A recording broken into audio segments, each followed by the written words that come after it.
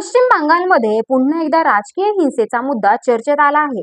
यावेळी केंद्रस्थानी आहे तृणमूल काँग्रेसच्या खासदार महुआ मोइत्रा। बुधवारी पश्चिम बंगालमधील नादिया येथे ममता बॅनर्जी गटाच्या टीएमसी कार्यकर्त्यांच्या बैठकीला महुआ मोइत्रा उपस्थित होत्या। आंदोलकांनी पक्षाच्या कार्यालयावर अंडी आणि टोमॅटो फेकले।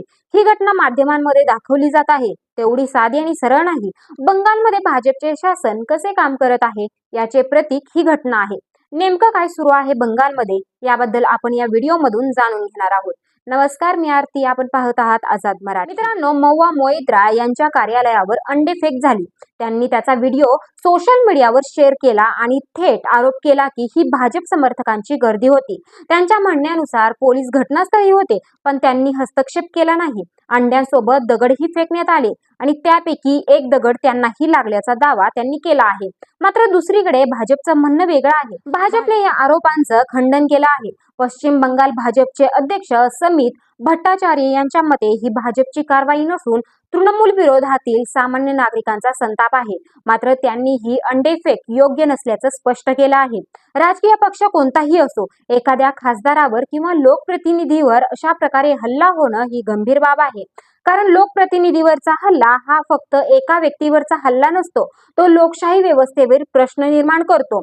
पोलीस फक्त बघ्याची भूमिका घेत असतील तर हा कायदा सुव्यवस्थेचा गंभीर प्रश्न आहे।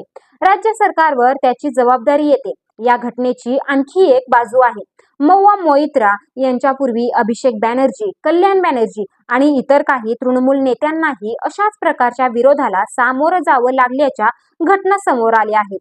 त्यामुळे हा एखादा अपवाद नाही, तर एक पॅटर्न तयार होतोय का, हा प्रश्न निर्माण होतोय। आणखी एक मुद्दा, पश्चिम बंगालमध्ये राजकीय हिंसेचा इतिहास नवीन नाही। डाव्याचं सरकार असो किंवा तृणमूल सरकार असो किंवा भाजपचा उदय झाल्यानंतरचा काळ असो, प्रत्येक निवडणुकीनंतर हिंसा, हल्ले, खून, पक्ष कार्यालयावर हल्ले अशा घटना सातत्याने घडत आल्या आहेत। सत्ताधारी बदलले, पण हिंसेची संस्कृती बदलली का, हा प्रश्न कायम आहे। महत्वाचा प्रश्न असा की निवडणुकीपूर्वी भाजपने पश्चिम बंगालमध्ये गुंडामुक्त बंगाल आणि कायदा सुव्यवस्था सुधारण्याचे आश्वासन दिले होते।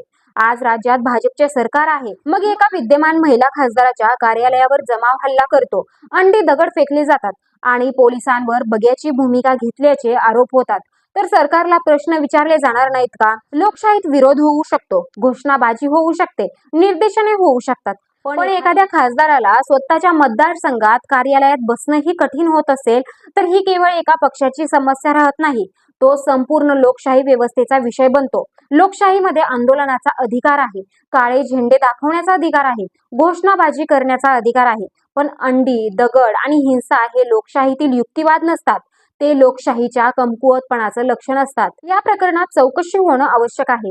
अंडे फेक करणारे कोण होते, ते कोणत्या पक्षाशी संबंधित होते, पोलिसांनी तात्काळ कारवाई का केली नाही आणि भविष्यात अशा घटना टाळण्यासाठी काय उपाययोजना केल्या जाणार आहेत? कारण लोकशाहीची खरी ताकद विरोधकांचा आवाज दाबण्यात नसते, तर मतभेद हिंसेशिवाय व्यक्त करण्याच्या संस्कृतीत असते। आज प्रश्न महुआ मोइत्रांचा नाही, प्रश्न असा आहे की भारतातील कोणताही खासदार कोणत्याही पक्षाचा असो, तो आपल्या मतदारसंघात निर्भयपणे फिरू शकतो का? पश्चिम बंगालमध्ये गेल्या काही दिवसात जे काही घडत आहे ते केवळ एका पक्षाविरोधातील आंदोलन आहे का, की लोकशाहीतील असही उष्णतेची एक नवीन पायरी?